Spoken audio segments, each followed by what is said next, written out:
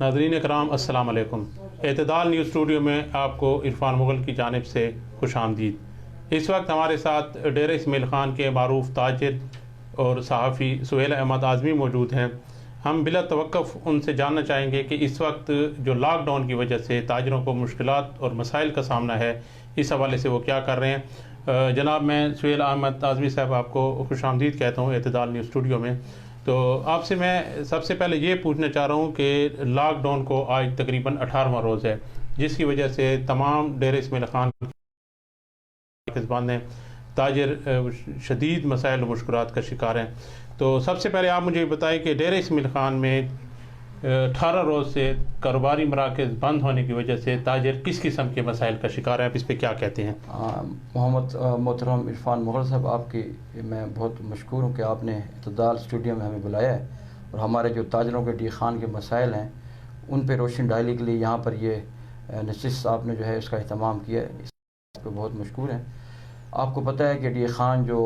پہلے سے ہی دہشت گردی کا اور خاص کر لوڈ شیڈنگ کا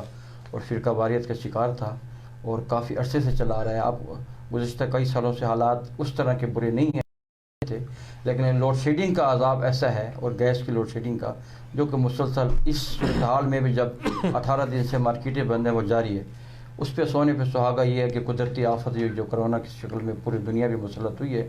یہ ہمارے عمالوں کی بدولت ہے۔ ظاہر ہے جیسے عمل جاتے ہیں اوپر سے ویسے ہی فیصلے آتے ہیں، تو پوری دنیا کی طرح جیسے انٹرنیشنل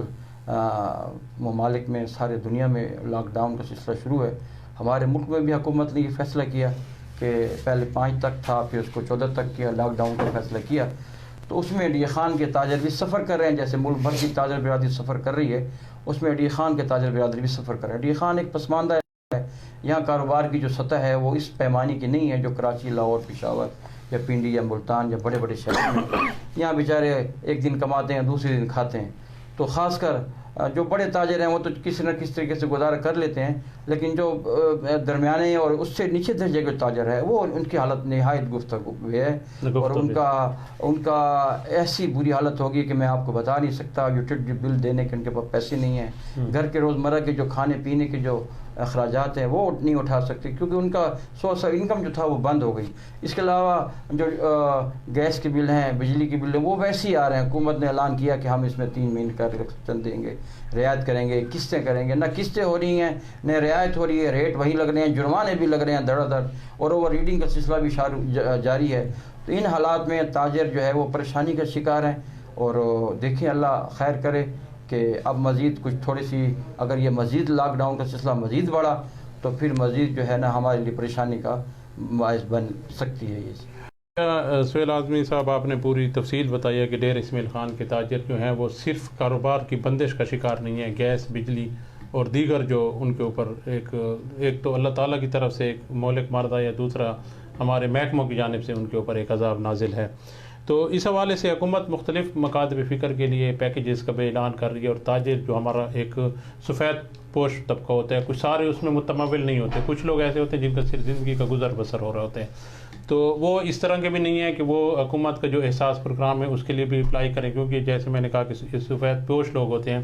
وہ اس لائن میں بھی کھڑا نہیں ہونا چاہتے۔ تو اس حوالے سے آپ کیا سمجھتے ہیں کہ حکومت کی جانب سے انہیں کوئی پیکیج دیا گیا ہے یا حکومت کی جانب سے کوئی اس طرح کے کسی پیکیج پہ غور بھی ہو رہا ہے؟ تو آپ کیا اس سے بڑا اچھا آپ نے سوال کیا ہے۔ میرے خیال میں پورے ملکی لیول پہ اس قسم کا کوئی پیکیج حکومت کی طرف سے چادروں کے لیے نہیں دیا گیا ہے۔ جو انڈسٹریلسٹ ہیں، جو بڑے بڑے ساہوکار ہیں، جو بینکوں سے سود پہ کروڑوں اربوں روپے قرضے لیتے ہیں اور پھر معاف بھی کرا دیتے ہیں، جو سہولت ملتی ہے وہ بھی انہی کی سطح پہ ملتی ہے، ان کو قرضے کی مزید سہولت دی جاتی ہے۔ تو ہمارے جو پشاور کے جو تاجر ہیں، صوبہ سرحد کو میں ایک عمران خان کے نام ایک لیٹر لکھا ہے، اس میں انہوں نے گزارشات کی ہیں کہ ان کو 1 لاکھ روپے کی تو ہر تاجر کو جو پسماندہ اس چکی میں پس گیا 18 دنوں کے لاک ڈاؤن میں، طبقے کا جو تاجر، ہاں، تو انہوں نے انہی کے لیے یہ پیکیج مانگا ہے کہ ان کو 1 لاکھ کی کم از کم گرانٹ دی جائے اور اس کو آسان بلا سود قرضے دیے جائیں اور ان کو اس ریلیف پیکیجز میں ان کو بھی شامل کیا جائے۔ لیکن بدقسمتی ہے کہ ایسا کوئی سلسلہ نہیں ہو رہا۔ اوپر سے جو ٹیکسوں کی بھرمار ہے اور ٹیکس کی ٹیموں کی جو دورے ہیں، اور خاص کر ڈی خان میں ٹی ایم اے کا پروفیشنل ٹیکس ہے، پھر انکم ٹیکس کا سروے شروع ہے، اس کے علاوہ یہ ایکسائز پراپرٹی ٹیکس میں 800 गुना ज़्यादा इजाफा कर दिया है। और इसके साथ साथ उन्होंने प्रोफेशनल टैक्स, अब ये हमारी बदकिस्मती है, ऐसी कोई नाअहल हुकूमत हम पे मुसल्लत हुई है, एक टैक्स है और 4 डिपार्टमेंट मांग रहे हैं। TMA वाले प्रोफेशनल टैक्स अलग मांग रहे हैं, और इस तरह जो है एक्साइज वाले अलग मांग रहे हैं, और हलाल फूड वाले लाइसेंस कहते हैं हमारा लें, फूड वाले कहते हैं हमारा लें, इंतज़ामिया की टीमें अलग आती हैं। अभी पहाड़पुर में उन्होंने छापे लगाए हैं, 15-15 हज़ार पर लोगों पर जुर्माने किए हैं AC ने वहाँ के। तो ये सिलसिला चल जाए कि हमारे साथ कुछ तावन किया जाए, हमें रिलीफ दिया जाए, उल्टा हमारे पर हमें तकरीबन ये बदकिस्मती है, तिजारत जो है वो पैगम्बराना पेशा है, हमारे हज़रत हम याद करते थे, लेकिन ताजरों को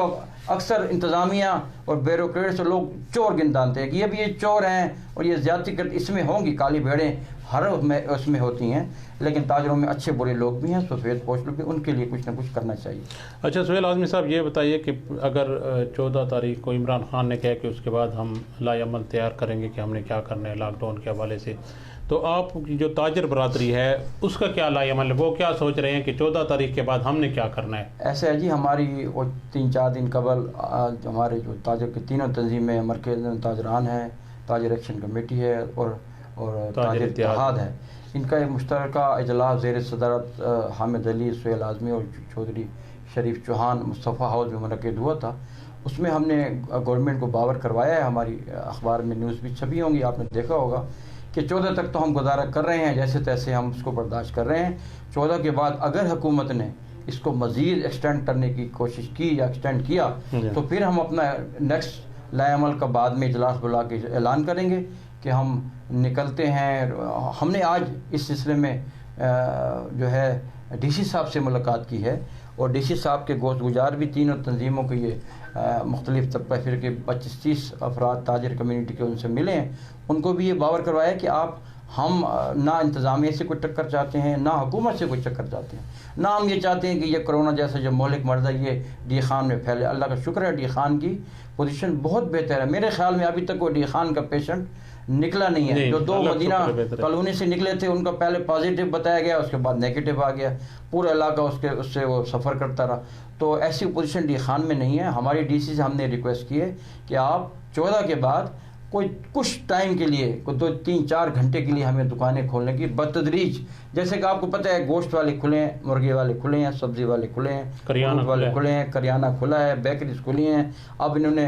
मोबाइल फ़ोनों का और इजी लोड वाले, इजी पैसा वाले, इनको भी खोलने की इजाज़त दे दी है। गैस की जो भरते हैं, ये जो LPG गैस है, सिलेंडर, इनको भी इजाज़त है। तो वैसे भी लोगों को सहूलत है। तो जो दीगर जो तबका पिस रहा है उनके लिए भी हमने DC साहब से रिक्वेस्ट की है कि आप जो है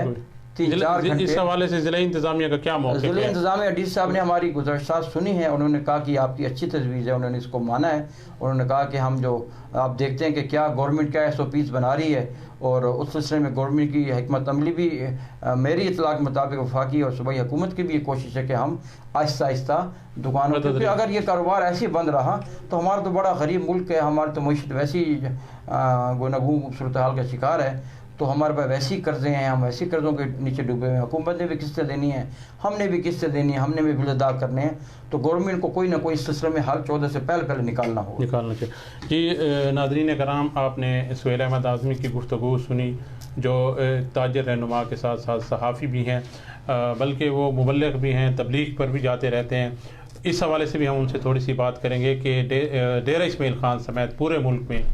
तबलीगी जमात के जो साथी हैं उनको भी कुछ मुश्किलात का सामना है। इस हवाले से हम उनसे भी जानना चाहेंगे कि सुहेल अहमद आज़मी के पास इस हवाले से क्या इन्फॉर्मेशन है तबलीगी जमात के। बड़ा अहम सवाल किया जी। पहले तो मैं मुसलमान हूँ ना, बाद में कुछ मैं ताजिर हूँ, और बाद में मैं किसान हूँ, और बाद में मैं जर्नलिस्ट हूँ, और बहैसियत इस उम्मत मोहम्मदिया के रुकन होने की हैसियत से हज़रत सल्लल्लाहु अलैहि वसल्लम की नबूवत के सदक़े में ये हर मुसलमान की जो हजूर की उम्मत में पैदा हुआ है, अमर बिल मारूफ व नही अनिल मुनकर की जिम्मेदारी उसके पर आती है। अल्लाह ताला ने, मैं आपको थोड़ा सा इमाम शाफी रहमतुल्लाह अलैह का कौल सुना दूँ।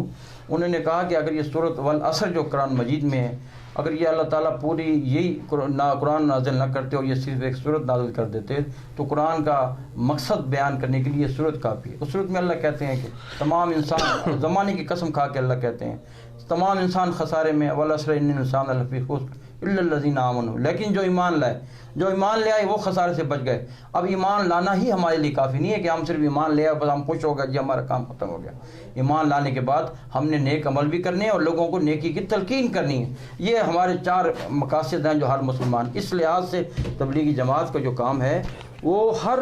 مسلمان کی ذمہ داری ہے۔ اب ہم نے ایک جماعت کو یہ کام سونپ دیا ہے ہر مسلمان کی، تو یہ کام جو تبلیغ کا دنیا میں ہو رہا ہے اس میں 25-30 کروڑ دنیا کے مسلمان اس میں انوالو ہیں، اس کے ساتھ منسلک ہیں، اور دنیا کے ہر ملک میں کام ہو رہا ہے۔ بدقسمتی سے ہمارے میڈیا کے کچھ لوگوں نے اور کچھ حکومتی وزراء نے اس کرونا وائرس کو جو امریکہ میں پھیلا، اسپین میں پھیلا، کینیڈا میں، اٹلی میں پھیلا، وہاں تبلیغ کی وجہ سے نہیں پھیلا، یہاں پر اس کے رخ موڑنے کی کوشش کی۔ تبلیغی جماعتیں جو ہزاروں کی تعداد میں رائمنڈ سے نکلی ہوئی تھی اپنے رستے، وہ پھنس گئے بیچاری۔ اب نہ ان کو آپ مسجد میں چھوڑتے ہیں، نہ ان کو آپ مدرسے میں چھوڑتے ہیں، نہ آپ ان کو مرکز میں چھوڑتے ہیں، نہ آپ رائمنڈ کے مرکز میں چھوڑتے ہیں۔ ایک تو اندرون ملک کے لوگ تھے، دوسرے بیرون ملک سے ہزاروں کی تعداد میں لوگ آئے ہوئے تھے۔ اب بیچارے ہمارے رائمنڈ جو احکامات ہیں وہ یہ چل رہے ہیں کہ آپ نہ گشت کریں، نہ تعلیم کریں، نہ مجمع اکٹھا کریں، اور نہ آپ اکٹھے صورت میں بیٹھیں۔ اب ان کو گھروں کو تو جانے دیں، خدا کے لیے آپ نے ٹرانسپورٹ بھی بند کر دی۔ بدقسمتی سے آج ڈی سی صاحب کی ملاقات میں بھی میں نے یہ شکایت ان کو کی ہے کہ ہمارے ڈیرے میں رمک چیک پوسٹ پر، پرویا چیک پوسٹ پر، درابن چیک پوسٹ پر، کلاچی چیک پوسٹ پر انتہائی برا ڈیرہ انتظامیہ کی جو پولیس والے ہیں وہ تبلیغی جماعت والوں کے ساتھ کر رہے ہیں، ان کو وہاں اتار لیتے ہیں، 24 گھنٹے بیچارے وہاں بیٹھے رہتے ہیں۔ تو اگر ہم ان کے ساتھ اگر ظلم کریں گے تو ہماری ڈائریکٹ جنگ اللہ کے ساتھ ہو جائے گی، اللہ سے کوئی جنگ بھی نہیں کر سکتا۔ تو میری ڈی سی صاحب سے میں نے ہم نے ریکویسٹ کی ہے ان کو ایک ایزی پاس دیں، ان کو یہاں سے نکلنے کا راستہ دیں تاکہ اپنے گھروں کو تو پہنچیں۔ آپ زائرین کو کرنٹینہ میں ڈالتے ہیں، تبلیغ جماعت والوں بھی کسی شک ہے ان کو کرنٹینہ سینٹر میں ڈالیں، ان کا چیک اپ کریں، اگر جو اوکے ہے اس کو گھر جانے دیں تاکہ ان کے لیے مسائل کم سے کم ہوں۔ جی تو ناظرین کرام، آپ نے سنی سہیل احمد اعظمی کی گفتگو، تبلیغی جماعت کے حوالے سے بھی انہوں نے اس پہ روشنی ڈالی ہے کہ ان لوگوں کو جو مشکلات کا سامنا ہے اس کے مشکلات کے حل کے لیے انتظامیہ اپنا کردار ادا کرے۔ اس کے ساتھ ساتھ جو انہوں نے سب سے اچھی تجویز دی ہے میرے خیال میں کہ تاجروں کو ایک جو چھوٹے لیول کے تاجر ہیں ان کو 1 لاکھ روپے تک قرض حسنہ دیا جائے اور وہ بلا سود ہو تاکہ وہ اپنے کاروبار کو اور نظام زندگی کو بہتر انداز میں چلا سکیں۔ کاروباری دنیا کا پہیہ چلے گا تو اس کے ساتھ ساتھ دیگر جو شعبے ہیں وہ بھی بہتر انداز میں کام کر سکیں گے۔ تو جناب میں سہیل احمد اعظمی صاحب کو اعتدال اسٹوڈیو میں آنے پر ان کا شکریہ ادا کرتا ہوں، اور ان سے میں یہی امید رکھتا ہوں کہ وہ وقتاً فوقتاً ہمارے ساتھ آتے رہیں گے، تاجروں کے، صحافیوں کے اور تبلیغ کے حوالے سے جو مسائل جو لوگوں کے دلوں میں سوالات ہیں اس حوالے سے لوگوں کو آگاہ کرتے رہیں گے۔ اپنے میزبان عرفان مغل کو اجازت دیجیے، اللہ حافظ۔